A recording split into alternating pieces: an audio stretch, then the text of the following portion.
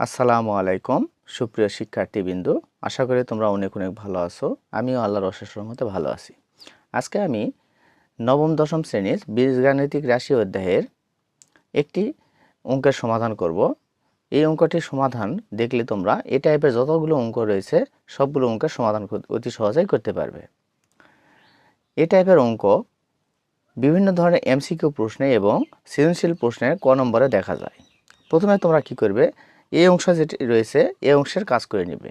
তাহলে তোমরা প্রথমে এক্সের নিচে কিছু না, মানে 1 রয়েছে এবং এখানে রয়েছে এক্স, তাহলে 1 এবং এক্সের লসাগু করে নেবে। তাহলে 1 এবং এক্সের লসাগু হচ্ছে এক্স।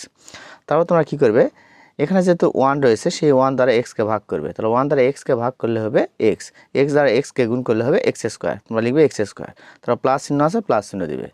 তারপর তোমরা এক্স দ্বারা এক্সকে ভাগ করলে পাবে 1, 1 দ্বারা 1কে গুণ করলে পাবে 1। তারপর তোমরা কি করবে, এই 2 এর নিচে 1 রয়েছে, তোমরা আর গুণ করে নেবে। তাহলে 1 দ্বারা গুণ করলে হবে এক্স স্কোয়ার প্লাস 1 এবং 2 দ্বারা এক্সকে গুণ করলে হবে 2x। তোমরা এই অংশটুকু করে নেবে। তারপর তোমরা সম্পূর্ণ অঙ্কটি তুলে নেবে। অঙ্কটি হচ্ছে এক্স ভাগ x square minus 3x plus 1। তারপর তোমরা কি করবে, উপরে এক্স ঠিকই রাখবে, রাখার পর এক্স স্কোয়ার এবং 1কে একসঙ্গে লিখবে, x square plus 1 minus 3x। এখানে দেখো এক্স স্কোয়ার প্লাস 1-এর মান তোমরা পেয়েছো 2x, এখানে তোমরা 2x বসিয়ে দিবে, উপরে যা আছে তাই লিখবে।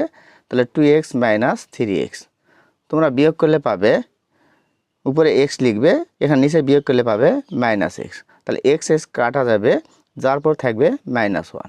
তাহলে অঙ্কটির উত্তর হবে -1।